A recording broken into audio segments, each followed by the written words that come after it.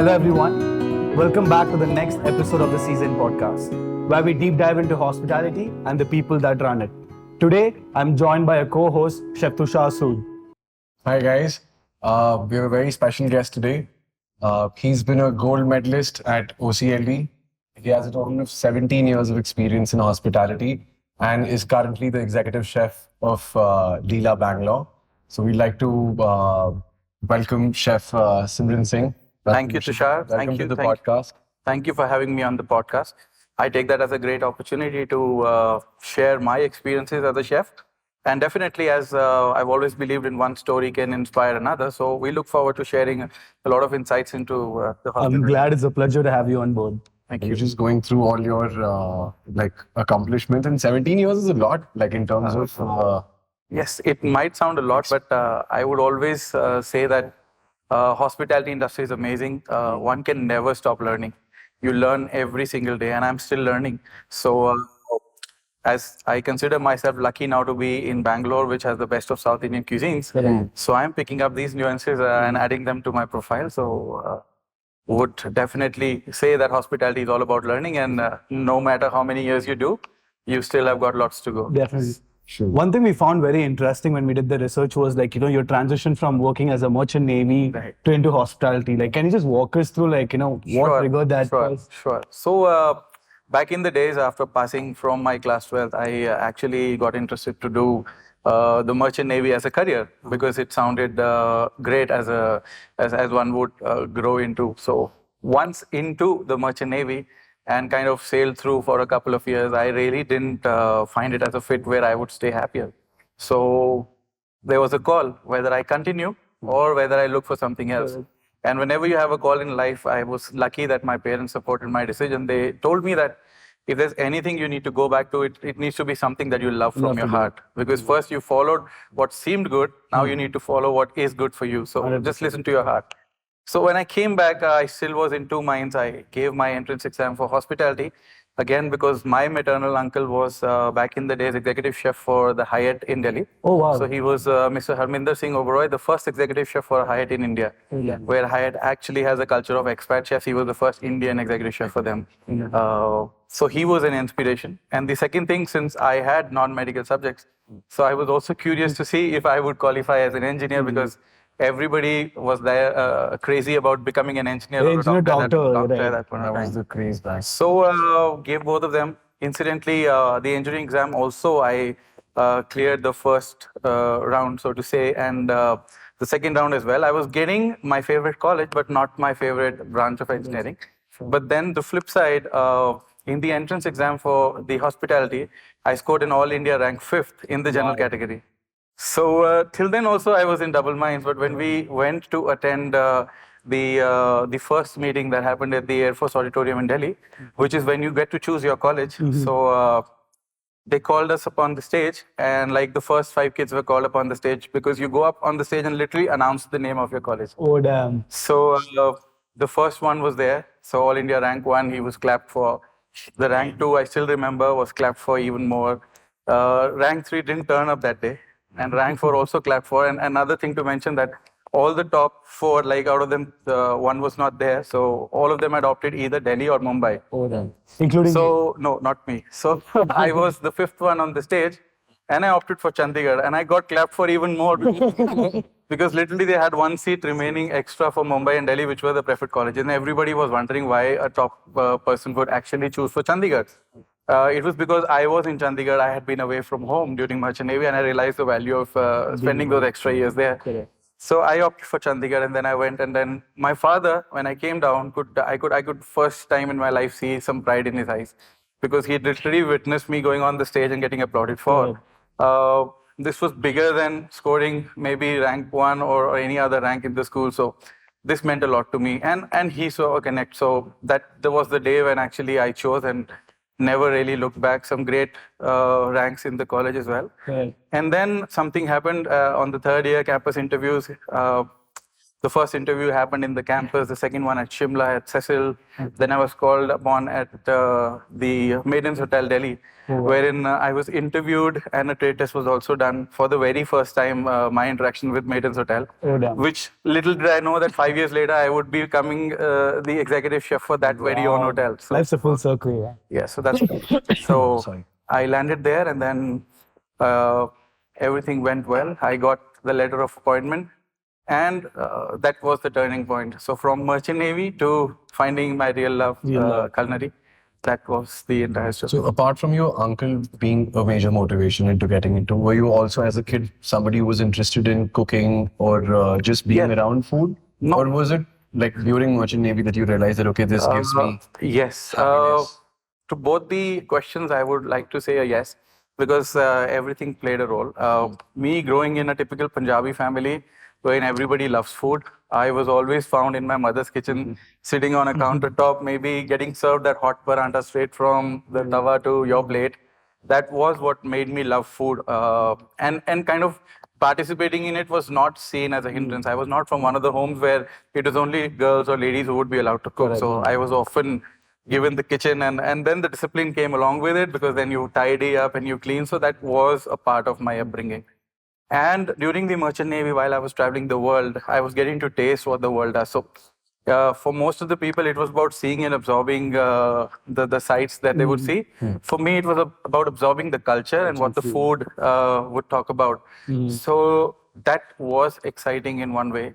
Being brought about in a kitchen where everybody was welcome to participate and then enjoy food, the community things that happened while growing up, and then experiencing the world, food and the culture. I think everything kind of melted down into one moment where I was standing there with a college to select and then following the passion through and through. I mean, like coming from such an open family in Chandigarh, you got to partake in cooking and as a community activity, right? So you get to sit around in a circle, do things around. Absolutely. Now, taking cue from that, there's a very popular dish that everybody know about. It's the sarson ka saag. And I have beautiful memories from my childhood. So we would all sit in a circle, family together. We would be cleaning the leaves, and then kind of one would be chopping them up, one would be taking them up and pour them into like a big pot with boiling water, and that's how you would cook. And back in the days, my grandmother used to tell me something that modern day books would actually teach you, and people really took cooking very seriously, because it was all about nutrition and love that you would derive from food. So my granny would say, I'd like to put that up in Punjabi. She used to say that saag pakde hoye, you never kajiya nahi janda, which means you never cover any greens that are cooking. And any modern day science would tell you that if you cover the greens, they discolor, because the volatile acids would boil back into the greens and kind of discolor them. So that's how you find the saag made at home earlier used to be nice and green, whereas people these days are adding boiled spinach or color to kind of get that color, which is not the real thing. But I think the whole labor of love with the family sitting together and preparing something, I think that was the moment when you were looking forward to enjoying that dish also like a family, which is what over the years has gone a little missing. So I think all these ingredients, I was lucky to have a childhood that gave me all of this and really loved A lot it. of fresh produce, hardly any adulteration. You get to handle them firsthand. And in Punjab, you would often have like big houses, and you would have another plot right next to it, which you would call the bada or the green belt, basically, where you would grow food for yourself. So it would have vegetables primarily, no grains as such, because the grains would often come from the big fields. But you would have lots of seasonal vegetables. And that was a time when we understood that cauliflower is actually a winter vegetable. Not like now where it is available all the year round. But you actually now also, if you taste it, you find it more tastier in the actual season that it meant to be. So that was... See, what I find very interesting here is that, the sustainability aspect of things, right? So do you think having that practice in your family, growing things right next to your house, kind of triggered you to focus on sustainability? Because it's kind of like popularized right now, sustainability and veganism. Absolutely. Well, a lot of people kind of associate to sustainability. But then, yes, there's a very little understanding of the whole concept. And I would like to put this forward in the most crudest way. Like people would say that maybe getting a salmon from Norway or Scotland would add to the carbon footprint if you're serving it on your menus. But so would something that is growing in Jammu and Kashmir to be brought to Bangalore. Because ultimately you are spending on the fuel, you are getting it. So why not look for things that are growing around you? Let's say a 50-kilometer radius or a 100-kilometer radius, Correct. to be precise, because that's where the real food around you lies. And it's been a learning from the Ayurvedas that whatever grows around you, whatever's in season, is actually the best to enjoy at that point of time, because it not only gives you nutrition, it also adds to your sustainable being, as in your immunity, because we as humans are designed to eat what is available around us and grow on that. Correct. Right now, there's a urge to kind of enjoy what is enjoyed around globally, but then that can be a part of your food, not continuously, so that you sustain on what you have been growing upon and what is around you. So that has been the culture for ages, and That's what I was earlier, our grandmas and they were way more sustainable automatically, not because of Absolutely. Zero wastage. Absolutely. Yeah, reusing like things. a lot of things that the new age people are talking about is what was being followed. You would always try to use all of the vegetables. Right, You would Example. reuse and recycle stuff. Absolutely. The hyper localness, I think that's what globalization changed. Is that everything should be in supply at all the time was not. Absolutely. You would only cook the things that would. You get at your farmer's market. Eating lal mas in Rajasthan makes a difference because you need to sweat it out in that heat. Right. But the same when you're eating it in a colder place doesn't do the. So there was a lot of reasoning behind it. Right. I was going to ask when you said about sarson ka saag. Right. I think that's another reason why we've never had as good a sarson ka saag that you would have at somebody's home in a hotel is because that labor of love and time being an ingredient. Absolutely. Right? Absolutely. Where you sit down, take the effort of giving it that time that it's required. Like you mentioned, technology as well. Like grinding a paste on a stone, a traditional stone grinder would give it a beautiful texture that any mixer grinder would never be able to produce. The coarsely ground term comes from the mortar itself, right? Absolutely. That is what technology has done to your food. It's brought in convenience, and convenience had brought in comfort, which has actually changed the comfort food. So, if the word that you spoke about, the labor of love, actually is what comes from the heart,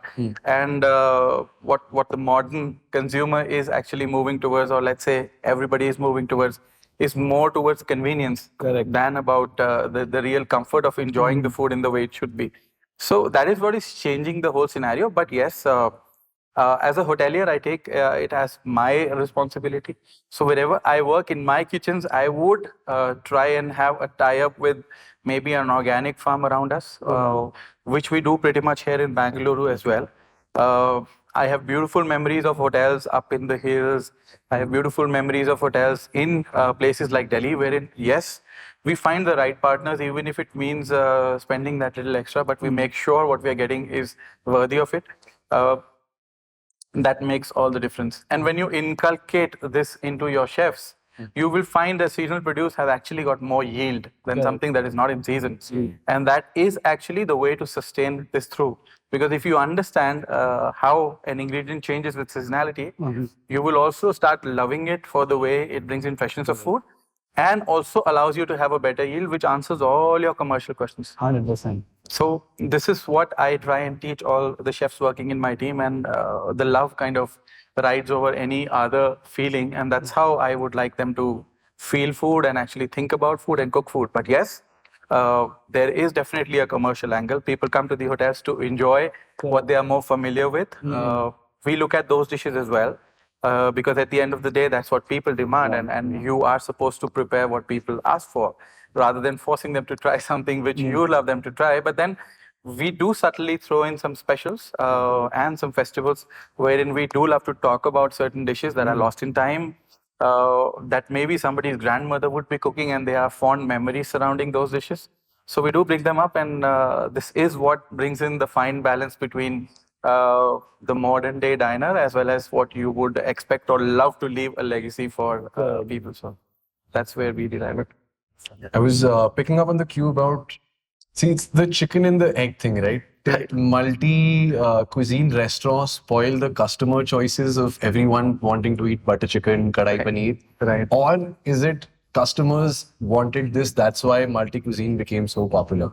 My theory was that multi cuisine killed any dish that required skill set or a certain type of experience. So if it could not be replicated by other restaurant, let's not put it on the menu or the zeitgeist. Was why we lost a lot of these what we are calling lost recipes. Was because it took effort and it also required knowledge, which not every chef had. Absolutely. So which one do you think? Is it the customers that sort of changed this whole switch, or the other way? No, actually, we've never been able to find the answer whether chicken came first or the egg. So we'll never be able to actually figure out this one as well. But let me put in two facts that very rightly said by you. A, when you do a butter chicken on your menu, you don't need to market it. It's already very well marketed. And in fact, if you search the global favorite dishes, you'll find it amongst the top 10. So if you are doing a nice butter chicken with a garlic naan, the only thing you need to beat is the customer's perception of the butter chicken. Because even then, it's like tasting the chaat, which is the Indian plate of joy. So if you can imagine a kiosk selling a chaat, literally, you would believe that there are 10 ladies and few gentlemen standing there, and everybody would add their own personal nuance to that. Like, I want a little bit tikha pani more, I want a little bit of chutney, which is tangy more. And you kind of try and improvise to get that chaat to your taste, right? That's what chaat is for all of us. At the end of the day, that same thing trickles down to all the food. I like my butter chicken a little sweet. I like my butter chicken spicy and not sweet. So there are versions that exist in your head to possibly the first version that you were introduced to and you started loving. So even on a table, there could be 3-4 people with a different ideation of butter chicken, and how close you can come to meeting all of them is your success. So that's why I remember seeing an advertisement of a restaurant very recently based out of Gurgaon, wherein they have done 4 different butter chickens. And each one has a different nuance or a level of spiciness or a sweetness and a different cut of chicken. Somewhere it's tandoori, somewhere it's a tikka. But then tandoori is actually pulled. So it kind of takes you to a different taste and a mouthfeel altogether.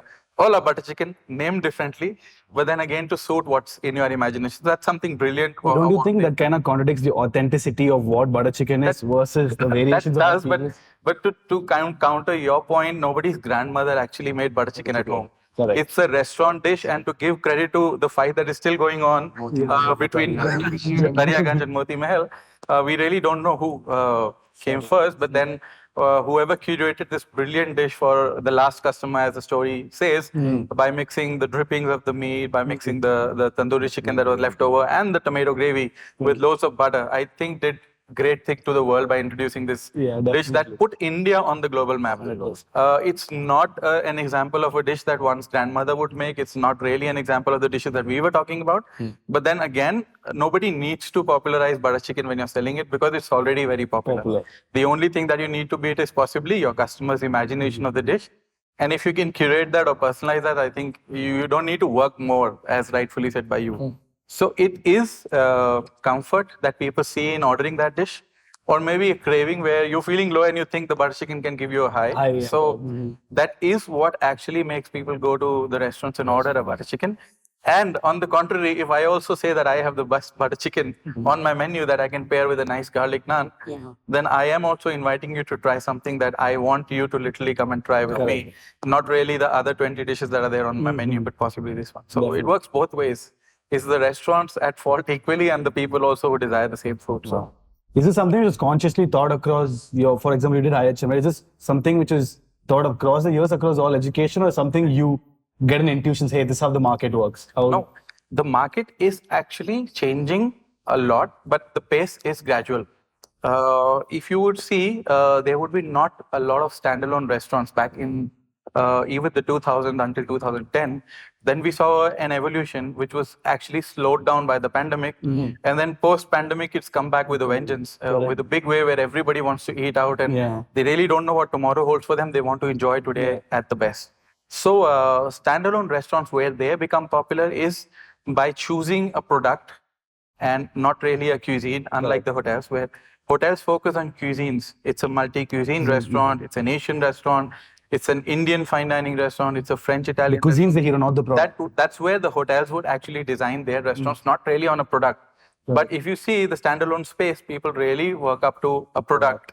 Somebody could be doing a nice ramen ball, somebody could be doing burgers, somebody could be doing maybe sandwiches or pizza. So they pick up a product, they work on that, they bring out different versions. So I'm clear in my head.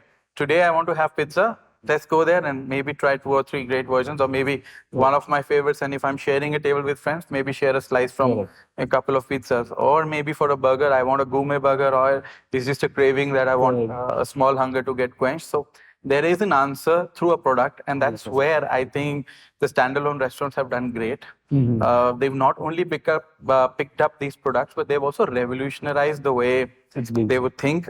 Because in a hotel, we are really catering to a cuisine, and we are not really focusing on one product. We do have signatures, but again, a lot of people do not pick up from the signatures. They might order a couple of them, but then the versions are not there. Correct. If it's a signature produced in a style that the chef loves to, maybe a single dish. But then this is where we get differentiated. There are a lot of benefits of dining with a hotel, because with it comes the whole hospitality experience. Correct. But what the standalones have done, they've revolutionized that particular product, and they have answered your craving for it in different forms. Correct. Before you can imagine, they have a version available. Yeah. So that's where they stand out. Does that mean that when you look at hiring people for the hotel, you prefer generalist over specialist because you're focusing on a cuisine rather than a specialized product? So we also look at specialists.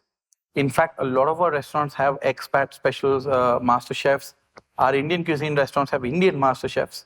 So to say, they come from a background where they have specialized in a particular cuisine, not really a product. So if I have a master chef, I can assure you of the best biryani, I can assure you of the best korma, I can assure you of the best kebab, because that all comes from that specialist who studied that entire cuisine. Where a restaurant, standalone one, would actually look at people who've mastered a particular product.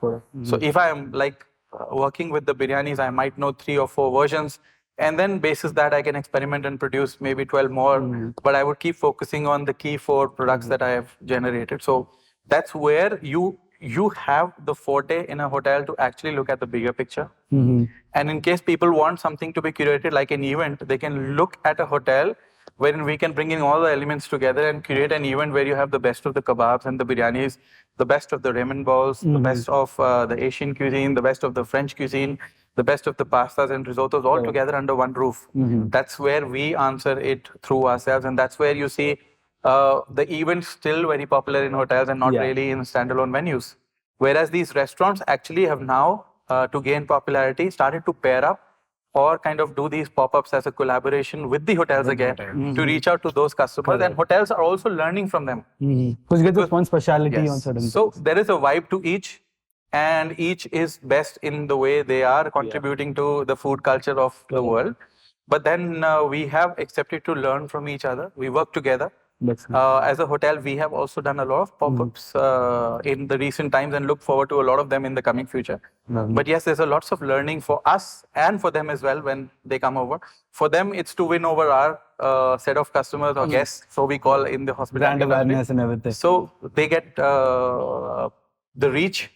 And so to say, we also learn the vibe from them, how to kind of work on one product and get it into the form that people really love to see. That they come for that one specific product, right? Absolutely. But now that you've mentioned, that's what, like if you're comparing hotels and standalones, like standalones brought in that whole culture of doing specialty food. But one thing that they still majorly lack is the service part. And that's why I think a lot of people prefer going to hotels, is you get the complete package. A lot of standalone restaurants has amazing food, but I don't think they've been able to match the sort of service that hotels provide in terms of creating the whole experience. No, right? I will kind of say that I agree to partially what you're saying. And that is because people choose these places also because these are known as QSRs, which is quick service. So they are not essentially looking at the luxury of a service wherein they would sit down and then expect each and everything we brought out. And in a QSR, really, you never want the customer to be told as to what is best, because in a hotel, you would want your server to recommend. Correct. But in a QSR, you already have something on your mind and that's what you've come for. So there's a difference in terms of the interaction that one would have at a hotel and the interaction that one would have at a QSR or a specialty standalone restaurant, to say. But then again, yes, the whole experience of a hotel wherein from ordering to actually care post ordering and then the dish getting delivered and then service and then the clearance and then your preference is taken, your feedback taken. I think that makes it the word that you're saying experience. But now beyond experience also, the world economy is moving up. There was a time when it was product driven. Okay, and the essential part was product in that service. Hospitality industry took it to another level, added hospitality to that, and made it into a service and made it into an experience. That whole experience is what makes us stand out. I would agree to a certain extent that people are not really expecting that. But in case the standalones are able to deliver that, I think there would be more takers for the standalone experience, so to say, than just the standalone food, which is what it is right now. Is it possible for you to treat your standalones in your hotel like a standalone outside the hotel group? Because you manage 3 different restaurants in one property in Leela itself. So is there any option that you can just treat one restaurant completely like a specialized standalone and still maintain the hotel experience? So again, referring to that, I don't know where this space would actually emerge from, but it's not unheard of. I have known hotels outside India where they would bring in chefs to curate their own standalone spaces in the hotel. So this is like a space leased to them, wherein they are not a part of the hotel, but their presence in that particular segment of the hotel actually adds value to that location. That's pretty very interesting because So, bars are doing that now. Spirit Forward has gotten into a hotel. Indian accent moved to Lodi, Right. which was So a lot of these concepts are heard of across the globe. India, yes, we have heard examples coming up. If you ask me about the success of them, I think it's evident that people are accepting these spaces in the hotel locations as well. What this brings for us as F&B, I think this brings in more availability. This brings in more options, More variety. and definitely adds to the enrichment of the whole F&B forte of a particular hotel. So yes, I think there'll be more in the future, Definitely. but we really can't know where it's going to go from now. But I mean, when we first met you and my co-founder first met you, it was a Chef Rahul Wali's pop-up there. So like, are these pop-ups by chefs in the hotel group consciously made to test out the market that way? Maybe. What we are looking at is possibly testing waters, because yes, whenever there's a pop-up for a particular product restaurant in a hotel restaurant, I think the takers are many. People really enjoy that experience because what it brings together is the food from a standalone and the service of a hotel together. Exactly. So these are the 2 elements that we've been talking about, and I think they get the experience from us and we get the food from them. Not to say that we also have people who are fans of our food, but with the product market that these standalone restaurants are looking at, I think they have more takers for convenience, because you really don't have the time to spend in a hotel. You don't have the time for enjoying that luxury service. You quickly want a bite. You step into a place and you know for sure that they are going to be consistently great with your product. So you end up being in a QSR, you pick up that product that quenches your need for that particular hunger, and you're off. But when you want these 2 things to come together, I think the acceptability has been seen. 100%. People have appreciated these experiences, which tells us that there could be more. But you never know where it'll go from here. 100%. But that's the major, like when I switched from Oberoi to standalone, what you miss the most is the infrastructure, the sort of infrastructure that a hotel kitchen has. That during the pandemic, we did not see colleges open. Correct. And the students were literally studying online from whatever could have been. How could you do hospitality? Yes. And they were really never experiencing a real kitchen that one would have in their industrial exposure, even though 6 months is a lesser time. But I think what those 6 months do to you is actually give you the real hit of hospitality. Correct. Because what people imagine a kitchen or a hotel to be, or maybe a standalone to be, through an interesting video on a social media, is all about looking at the finishing of a dish and how beautifully it comes out and glamorized. So it's been glamorized so much that my real imagination of the whole story and the efforts behind it is not understood. Where I'm coming from is there's a mismatch in what the younger generation or the new joiners into the hospitality, as I say, the young hoteliers, their expectations are very different, because they are made to see a world that is very different. But when they actually land into a hotel, they see the amount of work and the commitment.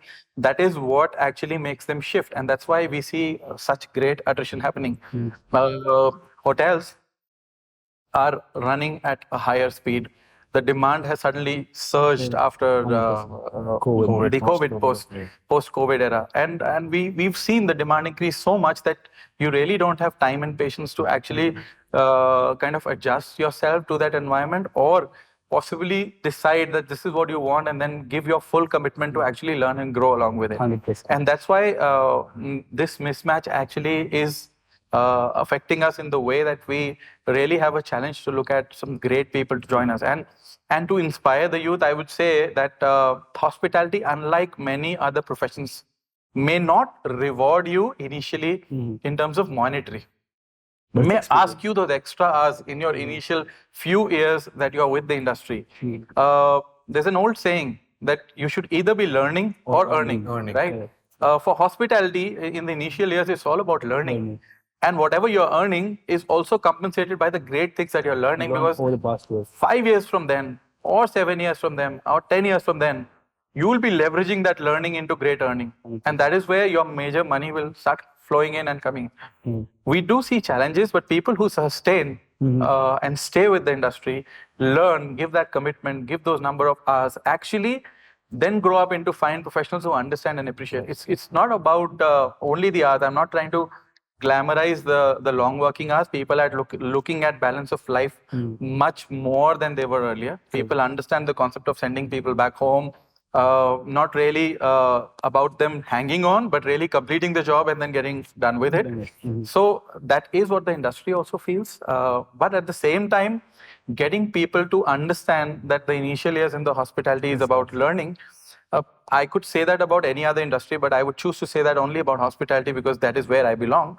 But if you choose to commit yourself for the first 5 or 7 years, I can promise anybody is going to have a great career ahead, because at the pace which we are opening hotels, and I tell this to my team every single day, people who are sous chefs today, in another 5 years would be handling their own team, taking the briefing that I am taking for them right now, and possibly have a great team. And that is only possible if you are nurturing, generating and preparing the next generation to take those roles, because people up are rising up very quickly, but there's a void in the middle. 100%. So you will need to. Yeah, touching upon the attrition, right? What we see when we work with restaurants and hotels, the attrition's above 40-50%, right? Let's say restaurants can manage it somewhat, but for hotels, the cost of training, cost of onboarding is much higher. That the training time just takes under 3-4 months until you're short-staffed for the entire time. And drawing back, the attrition rate really comes back to the point where you say that people below like 40K salary range, for assumption, they are the ones trying to leave, saying, hey, I'm not getting the raise. It's all about money for them at that point. Because senior level staff tend to stay. Because I talked to a lot of people from IHG and Taj, and all they say is like once you cross a certain point, they feel like staying at the hotel group because there's a lot more opportunities, right? What Chef said, I completely agree with on both of the things. There is a major difference in what the new comers expect from the industry and what it really is. This we touched up on our other podcast as well, that a lot of time these colleges are also not really giving a real picture of what the industry is. So after their 3-year course, their first job actually tells them that this is what it is, and they figure out it's not for me. And the second is what you touched upon, that like the same advice of any newcomer that I give is the first 5 years you should be like a sponge. Money, if you have the privilege where money is not the issue, then work for good kitchens or good chefs, because that's where you learn. And post 5 years, you automatically reach a certain position where you're earning money, and then your creativity and skill set also comes. But apart from that, other thing is that the reward systems changed, right? Like when you were entering the industry, or when I was entering the industry, it was, if you wanted to do food, it was only commercial kitchens. Now there is so many other factors that I think it's become difficult for, not for us as an industry to justify why you need to put in 12 hours, but for the kids to justify that I'm putting in 12 hours and earning X, and my batchmate is making videos on Instagram and is earning a completely different. So I think that also to understand, do you want to do this commercially or do you want to do this for the glamour part of it, is a conversation that a lot of people are not happening with the newer gen. Being that did that type, rather than saying, hey. So yes, it's true. You've rightfully put that. So there are no mystery box challenges. There are no mystery box challenges, right? Well, my real question is here, like, because both of you guys highlighted that people paint like a false narrative on how the hospital industry should look like. What is the root cause of this? Is it because of social media? Because when you guys were doing it at the start, social media was not heavy on, right? So drop-off rate after graduation was much less, because unless you were in the kitchen, you will have no idea, and that's your first experience, and then you're obviously adapting. Do you think that has changed because of social media now? And like shows like MasterChef It's coming up. It's partially social media. It's also partially because these days the generation gap is not 10 years or 15 years or 20 years. It's possibly 5 years or even lesser. 3 years to 5 years. So you see a generation becoming a totally different generation in now 3 years' time. And that is what, when we grew up, I saw my father teach me that you have to work to earn a living, and that's the only way possible. He taught me to respect my work and taught me that this work is going to bring in bread to my home. We saw him work hard, and that's where we learned to work hard. The generation that we are facing now is me becoming a parent. When I look at my son, I want him to have all the privileges that possibly I did not have. I had the support, I had the guidance, and I had that direction wherein I would believe in that I need to give to kind of make it possible for me. But now the generation is looking at more support. They have better choices. In case somebody doesn't want to go to really a hotel and go through the grind, possibly 1 year or 2 years with the hotel and then can start doing pop-ups of their own because the parents are really supportive. And they are kind of going to support you with n amount of money, n amount of psychological support, and they will really tell you that yes, you can do it. Wherein the classical format, you had that angle also a very different perspective. And yes, social media plays a big role, not to deny any of that. We did not have internet tell us what the world was doing. Correct. But now everybody can know what the other person is doing. But yes, in the internet also, we see a lot of people telling you what is fake on the internet and what's real, right? Correct. So, but very few of them, possibly less than 5% of them who are telling you the difference between the fake and the real. Regarding But that is where it all comes down to. What you see is a more glamorized, a marketing view of different things, and then you know the possibilities are more. Correct. Like we were discussing, classically, you would either be a doctor or an engineer. Yeah. But now you can choose to become anything possible. You can become a specialist with coffee, and you can run your own enterprise. Yes, sir. You can become a specialist with burgers and come up with your own enterprise. You can go into the grains and become a modern age farmer by growing the millets with an organic technique. You can go into aeroponics, which is the latest in terms of growing vegetables, and go vertical, which has more monetary returns than the traditional farming, which is more horizontal and land-based, because your yields increase tenfold, your water usage decreases by 10 times, you're more sustainable, you're more organic, and you have things to talk about. less land. So people have lots of options these days. The younger generation, I would say, is much luckier with the kind of resources they have available around. And in terms of deciding what they want to do, I think there's more freedom.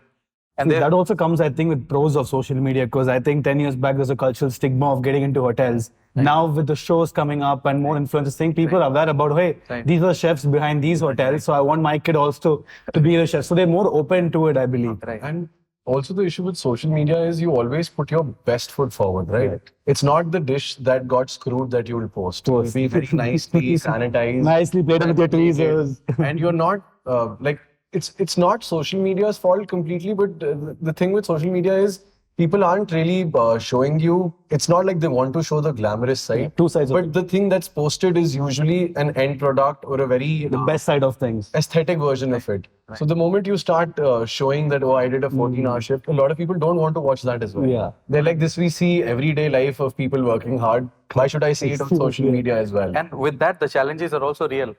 You could get away with delivering a bad dish possibly 10 years or 15 years ago because the word of mouth would possibly reach only a couple of people. Now one post But and now one story. post and you're reaching actually millions. Yeah. And you post it on the page where people are popularizing themselves. Imagine a brand with a reach of 1 million people and somebody posts a bad. That person might not have the reach, but now he has the reach of the product and reaches to 1 million people through that product and possibly is now more famous than actually the product itself. At the same time, don't you think that could be a problem? Because these kind of powers, if goes into the wrong hand, people who doesn't have a proper taste of food understanding, and they go on criticizing years of hard work which the chef or the establishment has put in.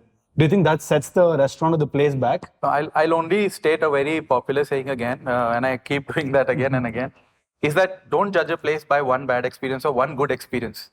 If you've had a good experience, go back. If it's again delivered you a good experience, I think that is when you should say that they are consistent and possibly speak great about them. Correct. And even if you had a bad experience, go there again. Give them a chance. If they are willing to come to your table, acknowledge that they've made a mistake. Unlike a lot of brands who do not even come forward to acknowledge a social media review or maybe a review in the hotel or in the restaurant space, if they're not acknowledging the mistake they've done, I think they are already giving you signs that they believe that they're right.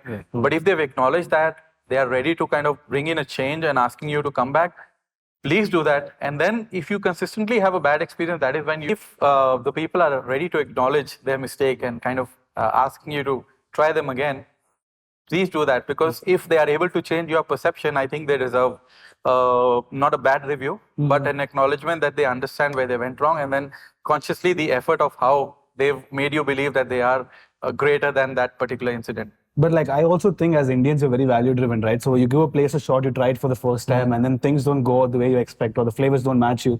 You're less likely to come back to the place irrespective of what the restaurant or the establishment says, right? But that's what hotels. No, I can understand. That is the guest recovery, right? Guest recovery is a term that's that we use in. Is that every establishment at some point has the scope of doing one screw up. But it depends on how you deal with that screw up, and can you convince the guest that, okay, this was a one-time thing, or are bad, but you come again and we'll give you a better service. So a lot of restaurants, like Chef said, novelty restaurants are people that are already very popular and they're not worried about footfall. They really don't take feedback as well as a lot of other places do. So I think as a general rule, you should always give a restaurant 2 chances. Anything can go wrong on that first chance. Maybe it's a busy day, maybe they were short staffed. Again, not your problem. But as a good customer or somebody who's part of the food community, you should not judge a restaurant unless and until you've gone there twice. 100%. For good stuff and for bad stuff as well. And it's really, really important to do that now with so many options available, where I really don't care to go to a place twice. But if you're kind enough and the people have acknowledged what they have gone wrong with, I think it's definitely being more kinder 100%. to places. But again, that boils down to the people realizing that they have made a mistake, right? So without a feedback system in place, that gets harder.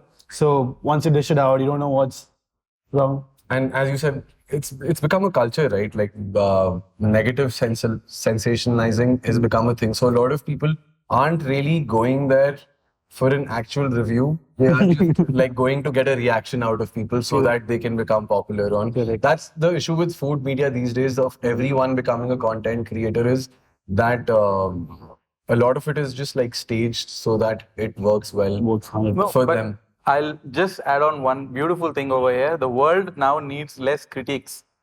What maybe a movie like Ratatouille taught us about kitchens is you really don't need critiques at now, and you really need people to go experience things and write about how the experience was. The experience can be to your preference, cannot be to your preference. But certainly don't try and fit everything through your own lens, because what works for you might not work for another. And with the modern day, you can really be assured that what works for you maybe doesn't work for him, maybe doesn't work for me. But there could be seldom an opportunity that it works for all of us, which is very rare to happen. So when you are a critique, the problem is you're only viewing it through your own lens and you're critiquing it with your own imagination, your own version.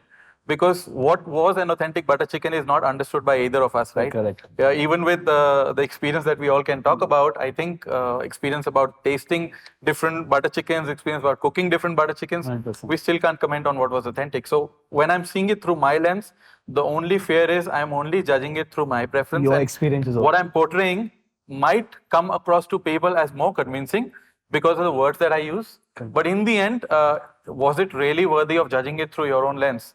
Rather than me going through the entire experience and defining it for people to pick and choose elements that really suit them or don't suit them.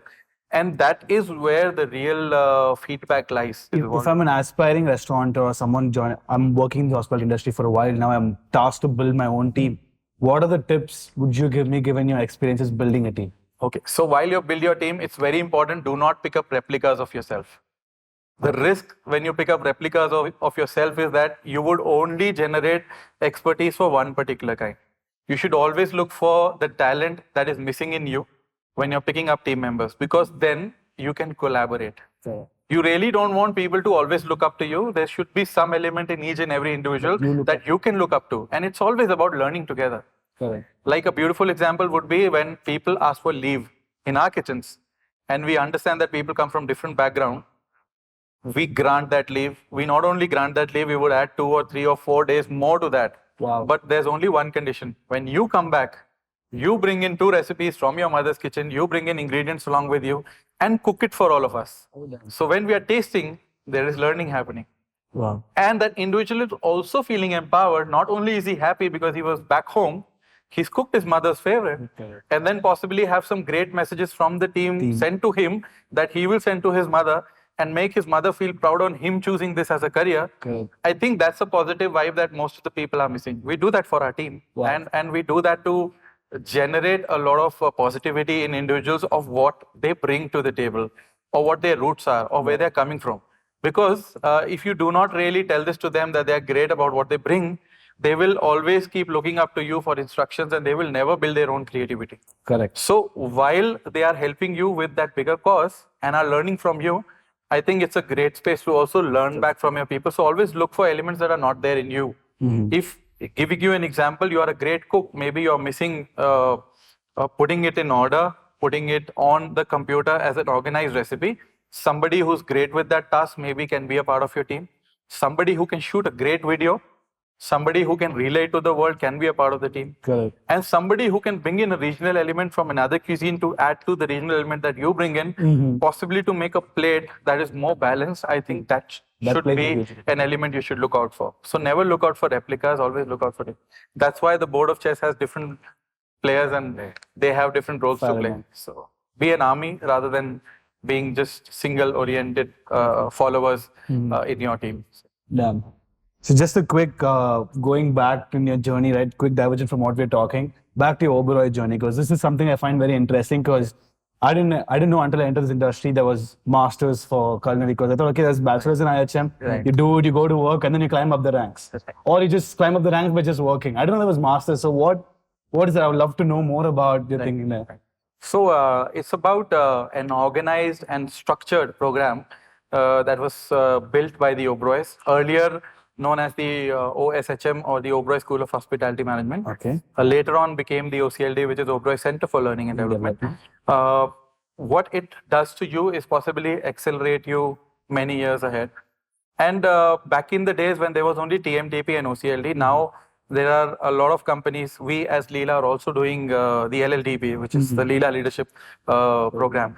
And I will also tell you that if you want to know about how classically back in the days the Oberoi's program would help individuals like me, the whole interview process would be people from all across the country would actually in their college interviews sit for an interview, which would again sort you basis whether you are a cut for the OCLD, which is the management program, or the OSER, which was the operational training program. So you would, if you cross the OSER, get a job as a kitchen assistant and probably start working in one of the kitchens.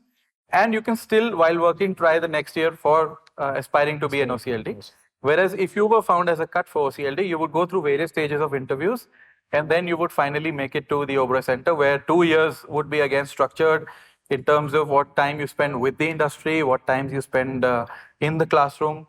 There were classroom training programs scheduled for 3 months, 4 months, sometimes 5 months. And in different stages have industrial exposure, so to say, for times ranging from 4 months to 5 months to 6 months. And in each industrial exposure, there was a particular aspect that would be catered to. You would either be working in a basic kitchen, a training kitchen where your focus would be bulk, or maybe an a la carte kitchen where you're learning the nuances of what goes behind in the support kitchen to reach out the finer things to the finishing kitchen. Then you would do an exposure in a fine dining restaurant in your second training possibly. And in the final training, you would actually be like a shadow executive, the role that you're going to assume post-graduation. And you would be kind of empowered to take decisions, and then somebody would be closely following you to make sure that you become one before you actually graduate into becoming one. So it was like grow your foot before you get a bigger shoe. So it was not that since I've got a bigger shoe now, I can aim at growing my feet. No. So you fit into that shoe only when you're ready for it. So that was the whole structure. What's interesting, it seems more practical than theory, if I'm not wrong, because you mentioned a lot of experience. A blend of both, and to give you perspective into a classical day at the institute, yes, and that's where I think it will benefit most of our young listeners as well as to what to look up to. on the days when we would have our curriculum or the classes or the classroom training, it would again start early. We had a start at 8 a.m. Okay. in our classes, and then the classes would go on in the evening till 6, some days 7 and even 8. Oh, wow. And we had different lectures covering different topics, from food to the restaurant to the wines to everything that would be concerning and would be of use while you go out into the industry and work. I can't only be a chef and be a great chef. I need to know about the wines that you need to pair with the food. 100%. I can't be a great chef if I don't understand the aspects of the front of the house, or so to say, some nuances of even housekeeping. So whatever was required to be known and great to know in terms of me being successful as a chef was actually brought into a structured program. And that's how most of these structured programs these days are aiming at, to give you that fast track learning so that you're more ready and prepared in your new role. We would be selected based on something that's still very close to my heart. There's a word known as ask. A-S-K. Okay. A would mean attitude, S would mean skill, and K would mean knowledge. Oh. You will get selected if you have great attitude, because attitude is something that's a part of you. Hospitality. It can never be trained. You come from roots where you have your own attitude, and if you have the right attitude, you can earn the skills, you can earn the knowledge. Yes, you are expected to bring in some knowledge, but whatever's missing, people are ready to add that to you. Correct. So the greatest aspect that you need to measure first is attitude. And that is what I follow till date when I'm selecting a team member. If great attitude, I'm ready to build on the skills, I'm ready to build on the knowledge. You're open to training him irrespective of. You can, what Chef said, you can't teach somebody or train them to get the right attitude. Correct. You can train them the skill set and knowledge. I mean, the word hospitality itself comes with attitude, right? Absolutely. Absolutely. And the classroom training would actually then transition into the industrial exposure, so to say. And there it was about how much you can maximize yourself. So we were allocated to a particular restaurant. Okay. But me and my batchmates, we were always hungry for more. So we would start up early, and this is for all the listeners and not to scare them, but we would start around 6 a.m. And then possibly this would be for a breakfast all-day dining restaurant. We would become a part of laying out the whole buffet. And what that teaches you is that while I'm laying out the buffet, I should understand that what are the elements that make up a breakfast buffet? Where does each element come from? And then tracing back, if there's a cold meat, it is brought through which supplier, which country is the country of origin, what is the price per kilo? In case at the end of the breakfast, one platter has been lying out for long and it's been temperature abused and I'm going to discard it, how much is the value of the discard that I'm discarding, and how it can be avoided, or how I can use it more creatively to avoid that kind of waste. So these are the questions that should generate in your mind while you're working around that space. It would also mean that once breakfast was over and we would join our fine dining restaurant, while we are working on particular ingredient, okay, let me be given a task of, let's say, peeling onions. So if I'm peeling a batch of, let's say, 2, 5 or 10 kg onions, it's not just about peeling the onions. It's also about understanding that 10 kg of onions, once you peel, would probably yield you around 7 or 8 kgs of peeled onions. And then when you're chopping, what is the skill to chop it well? And what is the yield additionally lost in terms of some more wastage that is generated while you're cutting a particular type of cut from a particular ingredient? And then processing the meats. So while you're practicing a skill, in parallel, you should have questions in your mind pertaining to what knowledge can I gain from here? And if I'm peeling 10 kgs of onions every day, at the end of 1 month, have I increased my pace? Was I able to manage that, what I was managing in 1 hour, maybe now in 40 minutes? Have I gained that pace? And with gaining pace, have I also maintained the consistency? Yeah, the quality. Or has my yield gone bad? Because just I want to speed up and I want to look more fancier to my colleagues and maybe boast about it on the social media, so to say. But yes, it's about consistency. It's about the right questions that should come to your mind, because every time you're given a task, it's easier to start cribbing and it's easier to start blaming yourself. It's easier to start blaming an entire system and say that this is the only thing I do. But every day doing the same thing also makes you more perfect at the same thing. Master your craft, right? Practice And makes you perfect. you're able to ask it out of somebody else tomorrow if you know the task yourself. Correct. If I'm not able to be confident enough to know how a good chopped onion should be, I will never be able to pull an intern and tell him that let me teach you. Correct. Because if I have doubts, I can never relay it forward. And that's when you make the most of it. And that's when I say I'm still learning, because it's not bad to admit that you don't know something. Maybe observe, learn, and perform. And that's where being hands-on is all about. So A typical day would start from breakfast and then entering a specialty restaurant. When the specialty restaurant would take its break, we would run to the banquets to kind of set up things for the dinner operations. Then right before 7 a.m., 6:30 would be the kind of brief for the dinner operations. We'd come back to the specialty restaurant, and then the specialty would end last order at 10:30, 11 o'clock. We start packing up. We'll end up at 11:30, only to kind of take another bus, which would travel an hour to reach the hostel, sleep, and then in the morning take a bus sharp at 5 to land at the hotel at 6. I'm guilty of even sometimes sleeping in the hotel bunkers. That's a real thing, right? All Yeah, of these that's the real thing, yes. But used to have aqua lounge. but we chose to do that extra bit only to have an understanding that time is limited. We only had 3 industrial exposures. And I remember being told always, because kitchen is a very competitive space, and people would tell me that I have come in as a fresher from the college. Little did they know that I had more human interactions being in the Merchant Navy, because I was at one point even handling a team. And I was at one point responsible for what my team would do. So I had that comfort of human interactions and being in that position to work in a team. So that understanding kind of helped me greatly. And one thing that I tell everybody is that from every experience in your life, you've always got something to learn. 100%. So what I learned during my years at the Merchant Navy about collaborating as a team came to me in effect while I was training as an intern in the Oberois, because I knew how to be around people in a particular space and still participate and keep learning. And the way me and my colleagues would actually maximize and ask for extra duties in different kitchens, I think nobody would really want to stop us when we were actually available hands to carry out a particular task. But what it meant for us was getting an opportunity to do more and learn more. And what we kind of went through in those 2 years, actually, I would say that we had a learning of 5 years from those 2 years, because we did that extra bit only for ourselves. And that is when I landed as a kitchen executive in a kitchen. And I remember my first kitchen gave me a command. I had the title of chef in charge.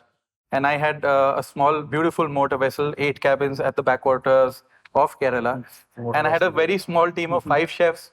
But all these 5 chefs would actually look up to me. Had I not spent those extra time or extra spaces in those particular restaurants under great chefs, I would not be sure of having so much confidence of leading a team on my first assignment. And I think everything helps you. From there on, my first assignment saw me being a lot hands-on, because it was a small team. It was a well-knit, close team. We knew each other like friends. And that's where the camaraderie actually helped. From Merchant Navy to actually coming to a backwater cruiser was again turning full circle. But then I was also helping the Trident Kochi, and then my next posting at the Oberoi Uday Villas, which is one of the finest hotels that Oberoi has, to the Oberoi New Delhi, and then opening the Oberoi Sukh Villas as its pre-opening chef. I think the Oberoi journey had a lot to kind of mold me into what I am today. And I will tell the young people listening that what you find hard initially may bring in great amount of learning that you will be happy to talk about at a later stage. Because the more you practice, the more stronger you become, and the more tools you have, the more experimentation you can conduct.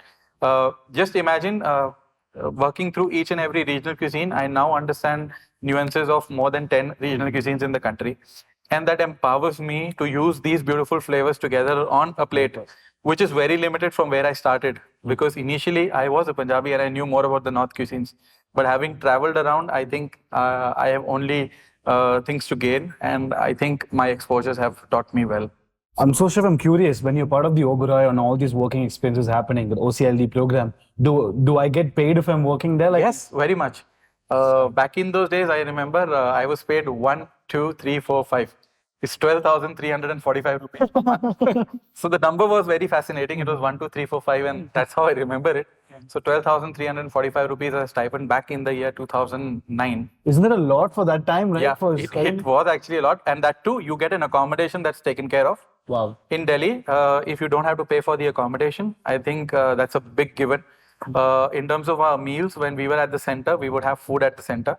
Even while we were in the city and we were not traveling back home, we could actually walk in from the center, from the accommodation, or maybe take an auto and travel to the hotel and have our meals there. Oh, wow. So you don't have to pay for food in case you're willing to come back to the center. You have access to the library there. So you don't have to invest a lot in books.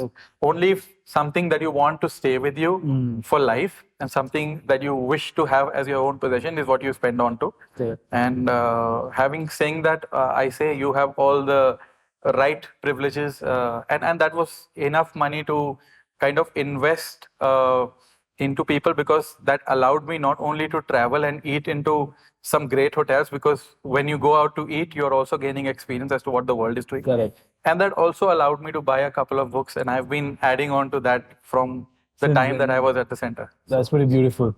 Like, is there a program fees for me to get into the OCLD? Like, do I have to pay? No, not at all. How does that work? That's interesting. It's like Chef said, like I didn't go through OCLE, but STEP was again, even for undergrad, there was no fees. You would get, we used to get much lesser stipend because we were 17 to 20 years old. So our stipend was 3,500 back then. Now it's increased quite a lot. I think it's 8K or 9K for steps. But first year was 3,500, second year was 4,000. And then next year was 4,500, but with all the perks of getting an accommodation. Correct. There would be a drop that if you wanted to save money and not take an auto ride that moment, there were drops every hour that would go back from the hostel to the this thing. Food was always available. Like even if on off days you want to go and have. So that's there, and same with OCLD. Absolutely. So do I have to have like a bachelor's in hospitality, or like I can come from any background and just do masters in For hospitality? the step, no. It was for the step, you could join directly after your 12th. You can, OCLD is way more hardcore. If you are non-Oberoi, then you have to, I think, go through 7 layers of interview. Yes. And Wow, if you're 7. working with Oberoi already, then you do about 3 layers of interview. Oh, damn. So that's why. So I was not working and gone through all of them. Yeah. Chef And 7. nowadays, there are more avenues. Like I'm working for Leela now, so we have the LLDP, which is the Leela Leadership Development Program, and again a very well knit program. For 18 months, you are intensively into the system through classroom trainings that are conducted with the ISH or Indian School of Hospitality, and through exposures at the industrial level, wherein you work in a particular hotel under the mentorship of a particular leader and a chef to mold you into a leader for the future. Does that mean I got a guaranteed job after I graduate? Yes, a guaranteed job, but graduation is not guaranteed. You have to keep putting in efforts. It is actually guaranteed in a way. It can only be kind of few more months added into it, in case they find that there's a little bit in you that they still want to kind of polish or mold, and that's always good. I would want somebody to be ready when he assumes a particular position, 100%. and not really unsure of himself and then jumping into a position. That's how we want it to be. 100%. It's not like that just because you've gotten in, that means I'm done and I've won. You have to constantly work on yourself. So, And then based on your performance, Oberoi was very. So how is it different from MT though? How is it completely different? it is like a management training MT program. is the Yes. common term that has started going around for post-grad, which what Yeah, you were saying. yeah. Right. We would call it MT, that Indian accent is doing an MT, Leela has an MT. Oberoi Right. had a name from ages, like OCLD and TMTP were the cornerstones of if you want to do like a post-grad in hospitality, then these two were the major players back then. Now, like Arman, my roommate, has done the Leela management training. Oh, wow. And then went. So now there are a lot more options and with a lot more exposure. But with programs like that, mainly with the Oberoi, like how you mentioned that they help you, they teach you across all specialty from wine pairings to like what food works. Don't you think that kind of standardizes generalists across the graduates and not specialists? No, but like what Chef said, it's See, you have one exposure where you are entering into a specialty domain. Like I remember my training, which was during my foundation stage, was more about basics. But the intermediate stage was more about specialization. So you choose which So specialization. you choose a specialization and you get to work under one of the masters in that specialization. Oh, wow. And that molds you for the future. So you could choose to be a master at a particular cuisine, but at the end of it, it's a program that is also preparing for culinary as well as for admin. Because the journey to becoming an executive chef is a partial chef and a lot of admin work added to that. You can choose to be a master chef and continue loving a particular cuisine and choose to only be in the realms of the kitchen and not really a part of the organization. But an executive chef has more fortes to himself. It's about selecting the right team members. It's about selecting the training path for team members. It's about selecting where your ingredients come from, finalizing the final recipes, how it's going to be presented, a lot of elements of post feedback, All those things are storage processes, a lot of compliances, ISOs, FSSAI, everything, SOPs. So you name it. There's a big role of being an admin leader as well. And this is where I feel, again, going back to the topic where we started, when you talk about standalones, they expect their chefs to be more chefs because for everything else, they have got some experts. Correct. Some legal experts, some licensing, licensing, everything. So when they expect their chefs to be chefs, they can concentrate on a product and they can actually work more closely like master chefs to curate some great things. Yes. They are not really worried about the elements that come to become part of you as the executive chef of a hotel. And so truthfully also because what I handle now is a 357 room hotel with almost 6 F&B venues with a great banquet. So if I say that I run the entire show, it's not possible. It comes back to the thing that I said earlier. I have a team. I have subject matter experts. I do have my own subject matter expertise that I relay to my team when required. And we keep modifying what we have today to become better each and every day. We keep learning, we keep evolving, but then again, there's a team to it. Wherein if you look at maybe a standalone, they do one thing successfully and they replicate or upscale that through different outlets across. So that is where essentially, and when they have a face to it, the only problem is when you have a face to your business, because it's the chef entrepreneur or somebody who is becoming the face of his business, then you can't really scale it up in that scaling as well, because in the outlet where you're not physically present, people do have their own doubts when they come to you. 100%. So that's... On that note, I'm also quite curious. So as a student, if I go to CIA and graduate and come back, is it easier for me to grow up the ranks in a hotel compared to starting from, let's say, a IHM or IIHM? Not really guaranteed. Yes, you do have a set of knowledge and skill that is valued. Exposure comes. Because the exposure is definitely there. But the difference would only be graduating quickly to become maybe like a supervisor or a CTP in my section, but not really an executive or a sous chef, because these are again schools of hospitality.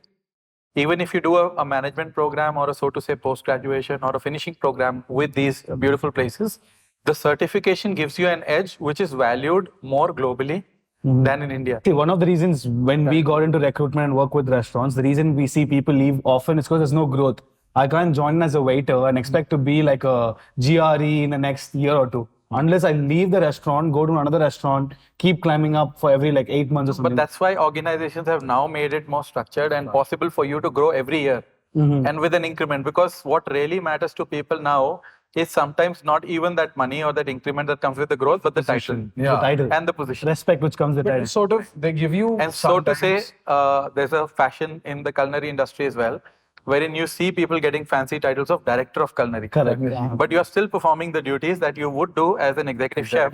That only goes out as a mark of respect to tell you that you've spent enough years in the culinary to now graduate to this space, because it's again a position that never existed in the country. You trace back 2 years from 2 years before from now, it was never there. Culinary director. Culinary directors. Director of operations. And then also a lot of people from culinary growing into director of operations and going into the realm of operations altogether, leaving culinary Why is aside. that? Because you've spent as many years in the hotel to understand the operations of a hotel. It's not because you're tired of doing what you do, but rather you mastered it. But because you want to be associated with the industry and you want more a different thing as a purpose of your life now. See, you could continue to be a chef if you are from the realm of a master chef, wherein you love the culinary so much that you want only to be associated with the culinary. In case you become an executive chef, sometimes there is an admin part of it or that you keep continuously doing. And then someday you might find that in case you don't find time for yourself to indulge in cooking or being hands-on, sometimes you feel that you've become another admin leader. So that is the time that industry also respects you by giving you benefit of your work years and makes you into a director of operations, wherein you look at operations and possibly on the path of becoming a great general manager. There are great chefs who've become great general managers. 100%. Because they understand the business. You must be doing like so many times if the GM is not in house, then mostly it's the executive chef or the F&B head that becomes the charge. What was the word for it? When AGM, which is Like you would take like the responsibilities in the absence. So we have quite a lot of leaders in the hotel, and a great example would again be Leela, where I've seen people from being successful executive chefs becoming great director of operations and general managers. A great initiative, so to say, an example would be I am very closely associated with the team that formed Ojasya, which is the Vitality of Life, a program by the Leela. Again, Ojasya by the Leela aims at giving you options of food that are not only food, but also teaching or educating you how to sustain a particular eating habit. It also goes ahead to prescribe how many plates of food, what is the calorie or the nutrient bifurcation in terms of the micronutrients that you derive from a food. Like each dish on the menu has not only the calories, but also the breakdown of proteins, the carbs, and the fiber content. Yes. So you understand your food more deeply. You can also indulge. For example, in an Ojasya menu, you would have meats. It's not a 100% vegetarian menu. You would also have desserts made of chocolate. But then the portion size and the choice of a darker chocolate over a chocolate that's more sweetened. In fact, the chocolate dessert that we have is 1/10 the calorie of a traditional chocolate dessert. And if I tell you that it's better than having any other dessert, would you not choose it? Yes, definitely. So it does talk about wellness in a much broader perspective, wherein, yes, we've got great reviews, we've got great people who follow it as fans now. And I'm happy that I was a part of it. We started it in the Leela Palace, Udaipur, and now it's being run across all the Leela properties. Wow, So it's available for breakfast, it's available for all the major meals. Is this lunch the and dinner. special menu? Like This is the small special menu that's there. And apart from that, it's also seeped into our specialty restaurants. Where now working with the master chefs at that specialty realm, we've curated a bunch of dishes so that even if you're dining at a specialty restaurant, maybe hosting somebody, you can let them indulge into the classics or the traditional foods or the, so to say, the kebabs and the biryanis, if it's an Indian space. But you can still choose to have an Ojasya or a wellness meal and continue to sustain that healthy habit. So these are considered as a guilt-free meals, pretty much. Absolutely guilt-free. That would be the right word. You are indulging. So indulgence without guilt. Guilt, 100%. That would be the key word. But drawing back to the point you just mentioned previously, that saying that since wellness is such an important thing, it's easier to do it at home because mums loves there, and commercial kitchens kind of loses that element. Right. And this is truly core of your values, right? So how do you replicate that in a commercial kitchen in like Leela? So we do that through, again, a value. We said that we value a lot of lost recipes, a lot of principles that come traditionally to food. And we wanted to curate something that fits the look and feel of a hotel menu, but is actually prepared with caution and care that you would get back home. So these are dishes. To give you example, we have a millet pancake. So it is a pancake, but again, not made with the white flour or maida, but made with a blend of healthy millets. And we use a mix that we call the FAB mix. Now, the FAB also is like an acronym. F stands for finger millet, A stands for amaranth, and B stands for barnyard millet. So the mix of these three millets has formed the FAB mix, which when you use, actually your millets end up having 1/3 the calories of a traditional pancake. And also sweetened by jaggery and balanced by fennel. Because whenever you use millets, they have an intense flavor.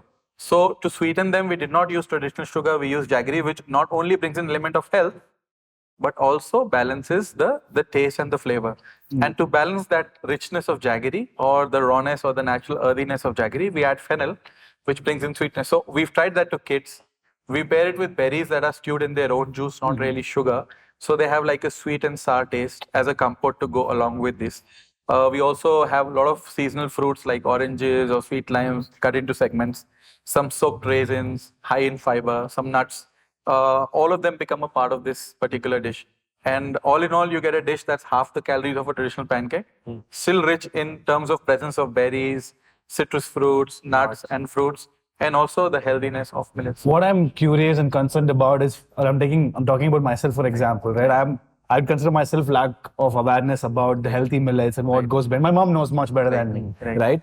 So when I enter a restaurant, when I see a pancake and a millet pancake, my head says go for the pancake, right? Because that's what I'm comfortable with. I feel like I'm having taste expectation. So how are you planning on breaking that? So we've made the dish look more beautiful, and I can assure you, if you look at a traditional plate of pancake and the fab pancake, you will choose the fab pancake. We have had incidents where a fab pancake would be going to one table and suddenly people sitting on another table close by would say, what was served on that table? Can I have another plate of that? Correct. So in order to educate people, you have to be appealing to them. So what we've done is we've chosen the right ingredients, we've worked with them in the right way, and we've consciously tried to make it look better.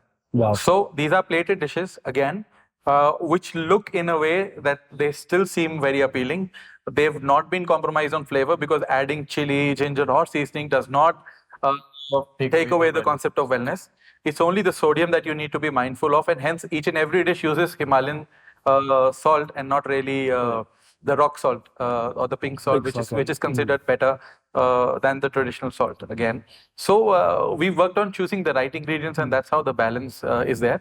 And as chefs, we've added value by making it more presentable, so people tend to choose these dishes over their traditional counterparts. See, what I'm wondering about right now after this point is that, see, when we last time when I spoke to Sarah from Corporate Gloves, what the main topic of conversation was that plant-based food kind of mimics what the actual dishes are. So like you want to have like a plant-based chicken breast or a plant-based like, vegan version of already existing. Or like jackfruit comes in for a pork substitute. Right. So why are we trying to still replicate like healthy foods like a millet pancake rather than going for a traditional millet thing if like, presentation can play a role? So I'll say that it is part education, because to attract people, you need to first get them to try.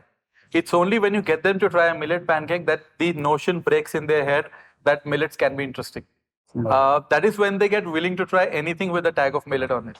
Like because if the you first and Adrian, for example, you would try a millet pancake rather than ragi mudde. 100%. Ragi mudde doesn't. It's the same. We are using millets, but the access to that sort of food is more. So you think Western cuisine kind of plays role to convert Indians into like a traditional? Not exactly. Indians that have lost. I would say that how we've also got some nice Indian counterparts is people down south understand pesarattu. Correct. Right? For a typical North Indian like me, I understand dosas, that too the paper dosas or the crisp dosas. The ghee dosas. More to say the ghee roast dosas, right? I had a pesarattu like last month. It's been 13 years in the industry and I didn't realize that there's a upma stuffed dosa. So we do pesarattu again by using green millets and green lentils. Wow. So we are compensating the quantity of rice, and there's a concept of complete protein that you understand, that with meats and with eggs, you do have all the amino acids present, wherein you have a more completer protein. In terms of the vegetative sources of protein, you need to combine them together. That's how you get the combination of beans and rice, or the traditional rajma chawal, or the dal chawal. So, because the amino acids present in the lentil and the rice would compensate to become a more completer protein. But what we've played around is we've compensated the rice also with another millet. So it becomes more completer, because now you have three ingredients giving their amino acids to make a better and more accomplished protein, as well as also bring in nuances of other micronutrients. So when you use millets, they make you feel fuller quickly, because they are denser in terms of their nutrient profile, and in terms of that whole traditional grain, it makes you remain fuller for longer. How much the body absorbs as well changes. Yes. So, and because millets are still not commercially grown, they are still very traditionally grown, require about 1/10 the amount of water for cultivation. That's why even in Rajasthan, where you have scarcity of water, you would have a lot of millets grown. And that was a learning while I was working in Rajasthan, that I found that these traditional grains are now also being promoted by the government because of the water usage. Last year was the millet year as well, if I'm not wrong. Absolutely, the year of the millets. And they launched the cookbook too. And what better than under millets? Kate Sangri doesn't come berries. are more sort of a berry and bean. Berry and bean. Yeah, and they were a different kind of food that the nomads could carry along. But that's what I realized with Rajasthan food. It's a lot of starch with starch. Gatte ki sabji. It was because they lacked fresh produce. It's a and also ki sabji, gatte and ki also sabji. if you see, this was not the food that was cooked for the royals. This was the food cooked for the nomads and the working class. And in India, you've always had a high starch meal for the working class, because it was about giving them the energy that they require for the laborious kind of job that they would do. And that's why you would see dishes essentially flowing from the royal kitchens to the kitchens lower as an inspiration, and people would have options. But there are very few dishes that have gone from the common kitchen to the royal kitchens, like the nehari, if we may so discuss to deviate. So like on that point, when we're talking about using healthy grains and stuff, like you said, it's not commercialized vastly yet. Don't you think that plays a huge role on the margins which the restaurant or the hotel's operating, because it's more expensive to source these and incorporate them? No, it might be when you're saying, but what is happening in the transition, as we are educating people, the demand would obviously go up. And as the demand goes up, the prices will obviously come down. But the challenge today is not about kind of spending that extra money. The challenge today is about educating people about the right thing. Because if I feel right about the food, and if I want to do anything different, see, it's easier to keep cooking the pancake that the world is cooking. Correct. You will also get accepted when you try something different. 100%. So, what this allows us to achieve is producing something that's fresher to the eye. It's fresher to the ears because you're listening to a new concept. And also, when you try it out, you really understand the benefits. And also, that it's not just being spoken about, it means every word of what you're hearing because it is tasty, it is lighter, Correct. it makes you feel fuller.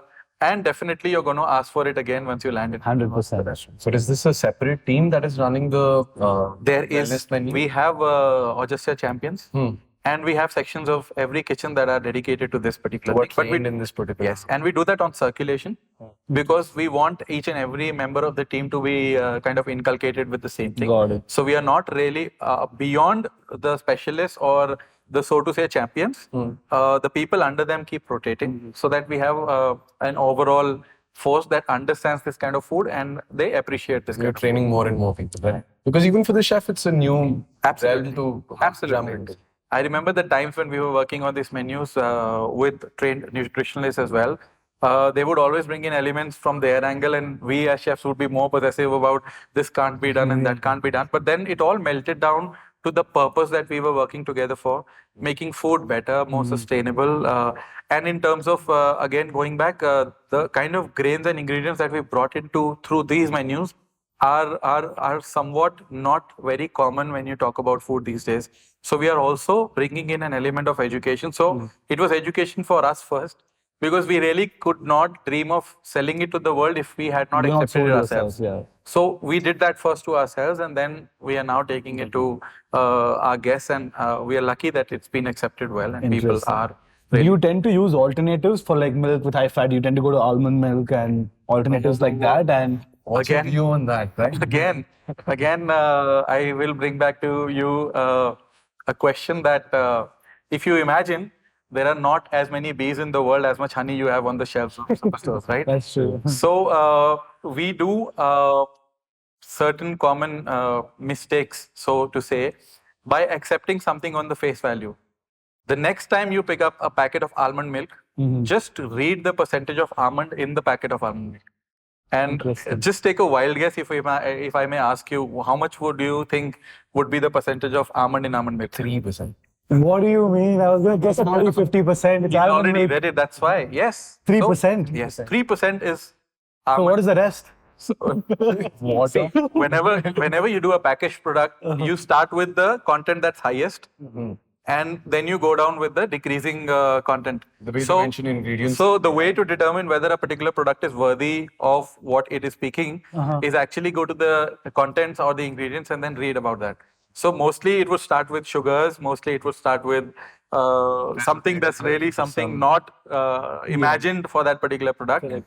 But then almond, sadly, is only 3% for most of the almond milks. Like Amul Taza is a brand name. It has nothing to do with it being fresh milk. Fresh milk. Oh. So that's This is one thing I noticed with, like, I don't want to name the brand, but they sell ice creams under the name of frozen dessert, and it took me at least 15 years to realize it's vegetable oil. Amul legally put a case on other brands. Other brands saying, They call like, them ice candies and not ice cream. yes, frozen dessert, maybe. exactly. And they don't use milk at all, and I was shocked. How could you say that? Like, there's no milk solids in the bag, and we never read that. So basically, what we need to understand about intolerances also is a very fine scientific concept.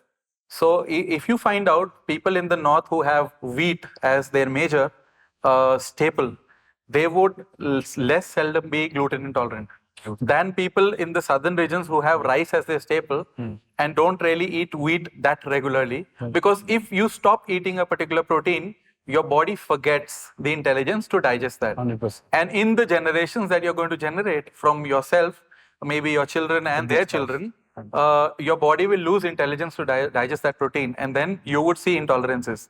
You would have people intolerant to seafood and fish more in the north than in the south, where it's a I staple. recently read that Punjabis and the people belonging to that particular region, they are more lactose tolerant than the usual population in India. Yeah. So because ghee and milk Are a part of their diet. So they are more tolerant to generations. something that's their staple Interesting. than something that's not their staple. Iodized salt Correct. became such a thing in India was because vegetarian food, it lacks iodine. So, and a major population of our country is vegetarian. So Yeah. just to bring that in on a like normal scale, iodized salt was such a big thing. And they still say that if you're a vegetarian, it's recommended to use iodized salt rather than rock salt or pink salt because that iodine is missing. Thus, wellness is a choice and is an informed choice. informed Because if you choose to go to almond milk, you have the right to read the packet. That's only 3% almond. And possibly choose something else, right? Nowadays, even for making fish curries, very few people would actually take a coconut, scrape it, and actually make the effort of making coconut milk. Because it's actually available powdered or in a can. But still, doesn't have the same essence, right? When the second you use the coconut milk, if you're a traditional person who uses coconut milk on a regular basis, right, and you do a package, when you would notice the difference. I would notice the difference because I know what my mom does. You absolutely notice the difference. Especially with the powder. Absolutely notice the difference. Because and do we still choose that? Like, is that... No, it's a choice. Like in one of my restaurants, which is Indian specialty, we do not use any powdered or packaged product. We still make the coconut milk, and that's why our fish curries are what they are. And people come back for them. Because if you believe in the ingredients and the way they should be dealt with, I think you're doing the right justice to them and you're preserving something that's like a heritage. That is the difference between grinding it on the stone. In that restaurant, they still grind their own black salt. They still make their own cumin powder. They still make their own garam masala. It's not bought from the shelf. It's all made fresh, old school, every day. And that's how you would make batch for every day and use it and then cook it. So that is how close you feel the cooking to your heart. I mean, it's beautiful because apart from just saving the flavor, you also tend to get a story out of it, saying, hey, from sourcing till coming to your plate, we have done all of it. And why not talk about it when you're making that extra effort? Because half the time people don't realize the difference. It's only when they come to you and they taste that they realize the difference between can and fresh. So that's what if you're going through the effort of making your own coconut milk, why not tell them that is what the difference is? And another thing that we do blindly is aping the West because, see, even the West now is guilty of using beans from the can, but it never started like that. They would cook a fresh batch of beans that would be available in their country and then display it as baked beans on their buffets. But what reaches to us in terms of cans is something that is preserved and loaded with sugar and corn syrup. It also changes your understanding. Like Chef was mentioning that, they used to grow a lot of vegetables in their home garden. Right. When you see that, and like most of the people who are city kids, you think everything is on the supermarket, right? Tomatoes are on the supermarket. Open the box. When you see the tomato growing and you know what green tomato at an early stages like and what it tastes like, as chefs it later, my friend Vignesh, they had farming as a subject in school, where you had to go and learn basic farming. So his understanding of food was so much different at the base level when we joined college, because he had seen ingredients at different times. He knew what it tastes like. And why you could pair it with. Yeah, and we didn't have any point of reference in that way. So it also helps you evolve a lot as a chef if you understand what basic farming skills are and how to go about it. And you know what scares me is not that all our things are being sourced from supermarket and not from the traditional markets or mandis as we used to. But what scares me more is that when you look at a supermarket shelf, all the apples are one size, all the tomatoes are one size. But does nature define that to be like that? It's a Western concept, right? Yes, and it's also what we are doing to our agriculture. If we follow the traditional habits, we've heard about heirloom agriculture, we've heard about so many practices that are great. But with the modern times, with the way we are modifying the crops to be available all the year round, I think that commercialization has taken away some amount of goodness from the ingredients and kind of to meet the increased demand, so to say, we are losing on the real nutritive value. Again, because if we are able to inculcate that from the school, I think what we will also be able to address is a lot of wastage. If you address wastage as a topic, your requirement or need would also reduce. 100%. And thus the urge to kind of increase the commercial growth or have excess available in the market would also kind of qualify. Because what you're growing ultimately, if you're wasting less, you would tend to grow also in the right amounts and you will not have the urge to play around with Mother Nature. So it all also boils down to your understanding of food from a very early age so that you take as much as you can eat and not really waste too much. And that is where I think the whole chapter of understanding sustainability, wellness, being responsible as a hotelier, as a guest to a hotel, or maybe as an individual to a citizen to a country would boil down to. So, Chef, that brings almost the end of the podcast, but this is something we do with all our speakers. We host a small rapid fire just to understand, what the person is holistically, right? So, what would your last meal be if it had to be? Last meal was a comfort bowl of dal and chawal with my favorite papadam that I crush and add for nice crunch, and my favorite pickle that I add for the flavors. And what are these? What's your favorite papad and what's your favorite? My favorite papad would be an urad papad with pepper. It's more like an Amritsari papad. Okay. And then my pickle would be the mango pickle because it gives me a nice tang, saltiness, and all that. So that adds flavors to my bowl of dal. Wow, That's like comfort meal to go to anytime. Okay. One thing, and now because years of being in the industry, one thing that you would change about hospitality as an industry? Okay, I would say that see every individual with the merit that he comes, not really with the background or the amount of years that he spent, because I believe no matter what stage you reach, you can still learn, and no matter what age you are, you can still teach. So if we get this thing right, I think the industry would be more accepting to the youngsters, and the youngsters would be able to sustain better because they would see value that they bring into the system. Okay. Wow, that's very nice. It's a two-way communication. Right, between- absolutely. And if you had to switch your career and not take the chef part, which industry or role would you choose? So I already made that switch in life. So it's hard to imagine, but if I was not a chef, I would still be associated to food some way or the other. Let's say maybe if not a chef, I would traditionally be either a nutritionist because I love understanding food, or maybe a farmer growing food so that people could actually enjoy it. Wow, that's actually very beautiful. What would you consider the unspoken rule of hospitality industry? That If you say hospitality, I would kitchens. say, Oh, kitchen. if you say kitchens, then it's don't touch my knife. I think That's something very, very personal. It happens often, like people do. stay off my I hand. still hate people touching my knife. And I've seen that kind of possessiveness exists with chefs. It's something to do with chefs. So when I open my kit, I count my knives, I clean them, and I keep them, and I hate absolutely anybody touching them. So Yeah, that's something very personal. very interesting. And you can be a chef without tattoos. I'm not the one to say. That does not come along with being a chef. Yeah. Absolutely. Chef, what's your favorite city to visit and the food you tried from there? Okay, my favorite city, if I'll give you two answers. One is my home city, which is Chandigarh.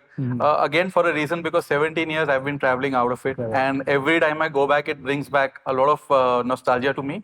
And there are some favorite places that have sustained through the years and still serving food. So I like to go to these places with family, with friends, and enjoy those particular dishes. That's one experience that I wouldn't trade anything for.